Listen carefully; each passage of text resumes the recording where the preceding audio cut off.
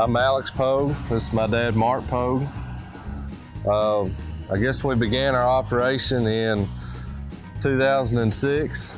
My daddy started in 1956. I'm the second generation, Alex third generation here on the family farm. And we started by buying some calves from the auction and feeding them along and grouping them with our calves and trying to sell a pot load or a semi-load at a time. And then it grew from 2006 to what you see behind us here. We started building this barn in October of 14, put our first calves in here in September of 15. The idea behind the barn was to keep them in the dry, keep our feed in the dry, and retain as much manure as possible for fertilizer for our fields.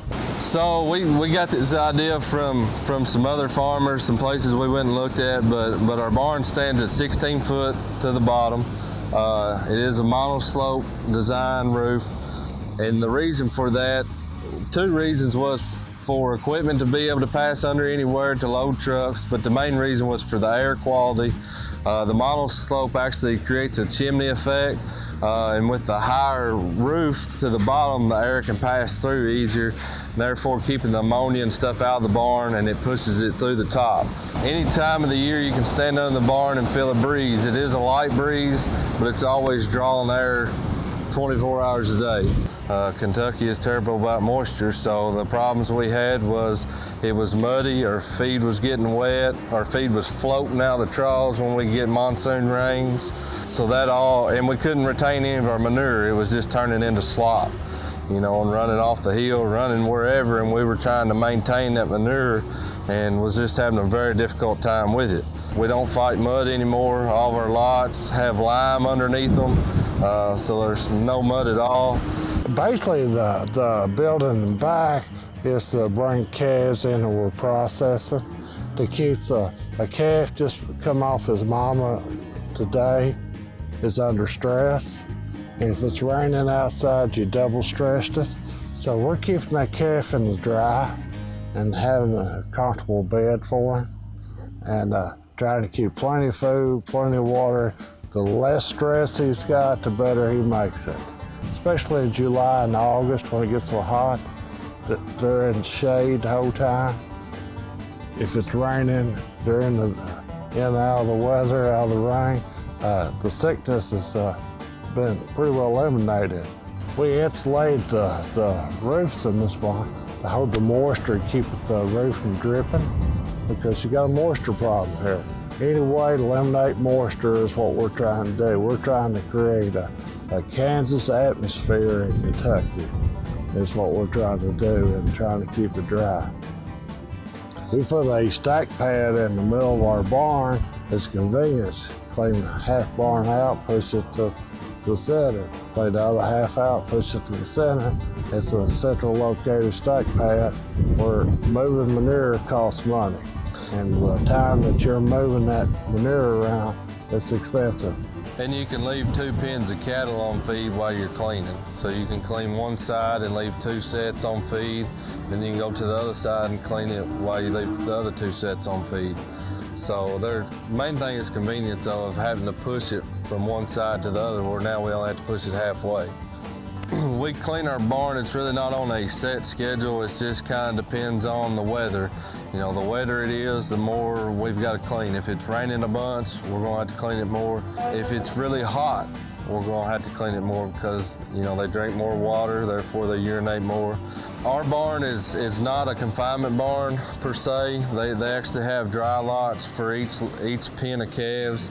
We want them to be able to come in and have somewhere to bed in the dry, somewhere to eat in the dry, their feed be in the dry, but the idea is for them to loaf outside. All of our outside pens is actually covered in agriculture lime. It's anywhere from 6 inches to a foot deep across the whole loafing area. And the reason for that is mud. You know, we don't want any mud. If they're walking through mud, they're burning energy, they're burning fat, burning weight. And we try to average 3 pounds a day across the board, whether it's heifers, steers, or bulls. So that's our main focus. So quick turns, a lot of weight, you know. We try, our main goal is about 90 days. calves coming in here and putting them on feed, getting them started, and loading them on a truck is 90-day turn is what we like to do, or 13 weeks. We do have lighter calves that are 120 days, you know, but the main goal is to average about 90 days. In the summer months of July and August, when it's real hot, we'll fall below the 3 pound a day gain. You come back in December when it's starting to turn cool, the weather's good, we'll go to 3 pound a day gain. It's a whole lot depends on weather condition, not on the animal itself and what the feed ration is. So we start cattle coming in is mainly on a hay-based diet. We do run it through our feed wagon. It's mixed up. We do have silage and distillers grain starting out, you know, but it's mainly hay because most of these cattle that we're buying around here has never seen distillers grain or silage before. So the main base is hay in it. And then the longer they're here, we take them through a vaccine program, do all that, get them started. And 2 weeks to 4 weeks into the process, we up our silage intake, up our distillers grain a little bit, start cutting some hay away. And the goal is to get them on as much silage as we can as possible because that's our main feed ingredient and our cheapest feed ingredient. So therefore, like the feed that you'll see behind us is going to be about 70% silage in it today. Then it's got some distillers and very, very little hay in it. We do keep hay or wheat hay or something along that lines in our feed, you know, just to help keep the rumen and stuff working, but hay don't put pounds on, silage or distillers grain does. We got a program that's from the farm straight to the barn, and we'll buy any of our livestock or try not to buy off of the open livestock market out of the barn. And we got farmers who bring cattle straight to our farm, and these cattle, we're using the Kentucky News, and it's got the this week's average sales price on their grade cattle. And we're paying that top grade for those cattle, and we're not taking any deductions. You know, there's no sales commission, we're not shrinking cattle. We are backing bulls up some, but that's the only backup we have. We take nothing but #1 grade, 400 to 600 pound cattle, predominantly black is what our market is here. It's all beef cattle. Like I said, it comes from all local farms. We've bought one load of calves out of a livestock market. Been over 2 years ago, probably a year and a half ago was the last time we bought anything from a barn. Everything they bring straight in, straight off the cow, straight off the farm. We weigh them right here. We got a set of Rice Lake scales that are legal for trade. We weigh them in while you're here. And then my mother sends you a check. She's our check writer, so we turn that in every night, and she writes the checks and mails you a check. No commission, no nothing, just straight up. 40 to 50% of what we're buying is probably bulls.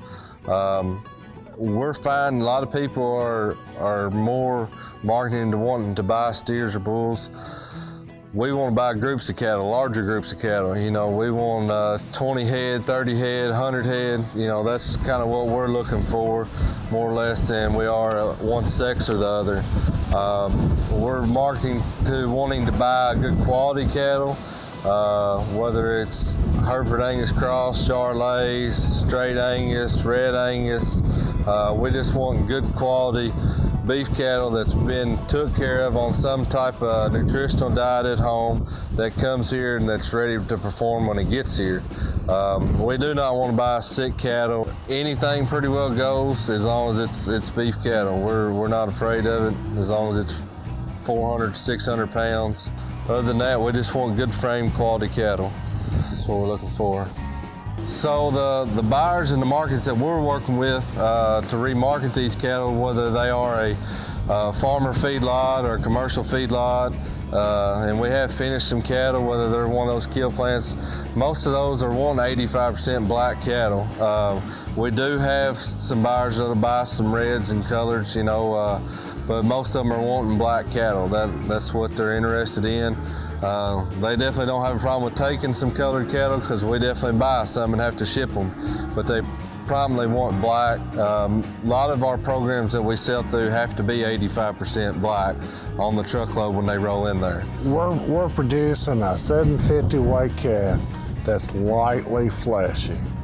And basically, well, we've got those cattle on, it's about 60% grain diet the last 30 days where they can make the transition in the Western market. That you're going to get a little lightly fleshy cow. They don't want real fleshy, but they're lightly fleshy. And that's the reason we're stopping at 750 weight. When you push them to 850 on our diet, they get a little medium fleshy. Our cattle, when they hit the ground in the Western market, on our ration that we're feeding them, within 3 days, they have regained all their shrinkage and they're 100% at the trough, eating, drinking, doing well within the new marketplace. And one thing with our buyers too, they know that we're not going to send empty cattle to them. You know, a lot of these buyers and brokers, they want you to take them off feed 24 hours before they pick them up, take them off water, you know, so they're getting that shrink out of them. They know that they're not going to do that here. We want our cattle to have some hay in them, something that's going to stick with them for the ride. You know, if you start looking, a lot of these places that we have to go are 10 to 15 hours away. We don't want them full, but we want something on their belly when they get there. That way that they're not stunned or stressed or anything like that, that when they get there, they'll be a little hungry and they'll go straight to the trough before they lay down to rest. Our first step was going to run the barn wide open. Is not have individual pens. We was going to take the whole 280 head, run them all the way across the barn. We seen very shortly that wasn't going to work. So we separated them in potbelly loads as we went down to the barns and separated the pens. And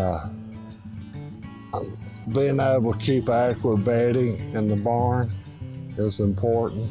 The back rails was a little bit wide, and we had to use some extra bracing around the water troughs. But in general, I would build the barn right back the same way, except I would double it and put feedlots on both sides of the barn. And it'd be 15, 20 foot wider, you know. The length would be longer too. I think we both lengthened it out, you know, but we kind of run out of space. That's the only problem too with where we're located is it's hilly and there's so much waterways and stuff like that is we're kind of capped on area, how wide we could go, how far back we can go. Our biggest challenge is time. Our main focus in life is the automobile business. You know, we have 2 franchise stores, and then we're running our cattle operation. And me and Alex is overseeing the cattle operation as well as our franchise to all dealerships. And then also being able to have a quality help that understands livestock health, management of the herd is a challenge.